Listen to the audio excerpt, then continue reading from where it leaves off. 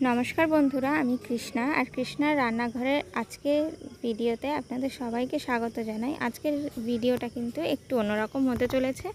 तो आज के शुरू करछि रेसिपि भिडियो दिए नय, रेसिपि भिडियोटा आमी लास्टेर दिके आमार रेसिपिटा देखाबो।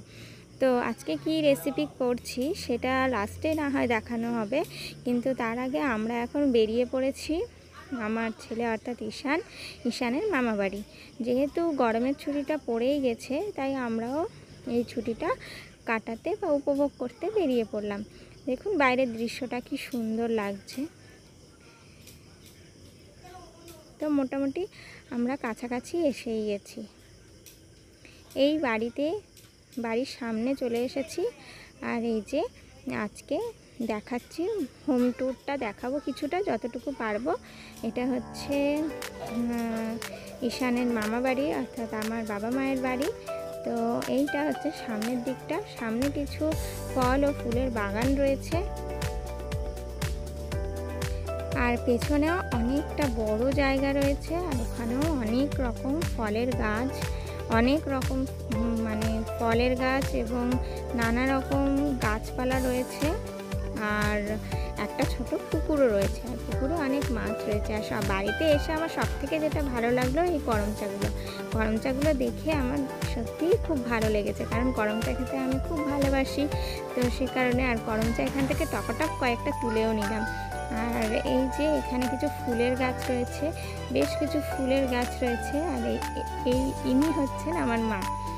তো সে ফুল তুলছে। আর যাই হোক এই দিকটা দুটো লেবু গাছ আছে। আর লেবু গাছে পাতা কম, লেবু বেশি, মানে এত লেবু হয়েছে, প্রচুর লেবু হয়েছে। আর এটা হচ্ছে 12 মাসই এই গাছে লেবু হয়। আর ছাদেও রয়েছে 4 থেকে 5টা গাছ। তো আমরা এই একতলা থেকে ওপরের দিকে উঠছি, এই দোতলায় উঠে গেলাম। আর ঠিক এই উঠেই অমনি ডান দিকে একটা ব্যালকনি, এখানে একটা বেডরুম রয়েছে। আর এখানটায় সিসিটিভি ক্যামেরা আর যে স্ক্রিনটা থাকে সেটা রয়েছে। আর এখানটায় রয়েছে ঠাকুর ঘর। ঠিক ব্যালকনির পাশেই এখানটায় সুন্দর করে সাজানো রয়েছে ঠাকুর মন্দিরটা অর্থাৎ সিংহাসনটা। আর এই ঠাকুরটা কিন্তু মা লক্ষ্মীর, আর এটি সম্পূর্ণ পিতলের। আর ঘরটাও কিন্তু পিতলের, আর তার সঙ্গে ডাবটাও পিতলের। আর ঠিক এই ওপরটা এখানটায় রয়েছে একটা দোলনাটা যখন দোল খেতে ইচ্ছা হয় তখন নিচে নামিয়ে নেওয়া হয়।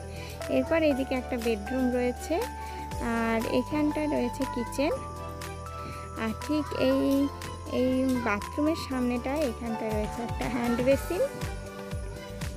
বাথরুমটা আর দেখাচ্ছি না। তো আর এখানটায় ব্যালকনি।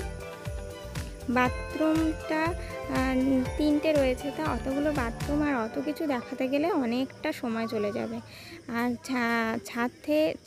ছাদ থেকে ঠিক এইরকম দেখা যায়। ছাদের এই জায়গাটায় বেশ কিছু লেবু গাছ রয়েছে আর ফুলের গাছও রয়েছে। এখানেও প্রচুর পরিমাণে লেবু হয়েছে। আর লেবুগুলো 12 মাসই হয় এই লেবুগুলো।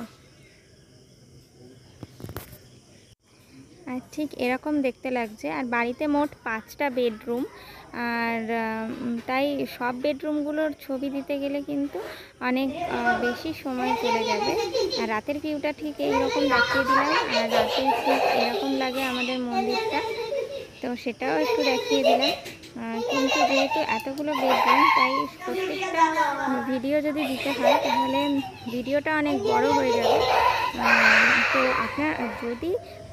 আপনারা দেখতে চান যে আমি সমস্ত পুরো হোম ট্যুরটা দেখাই, তাহলে অবশ্যই কমেন্টে আমাকে জানাবেন। তাহলে নিশ্চয়ই আমি চেষ্টা করব সমস্ত মানে বাড়ির পুরো হোম ট্যুরটা দেখানোর।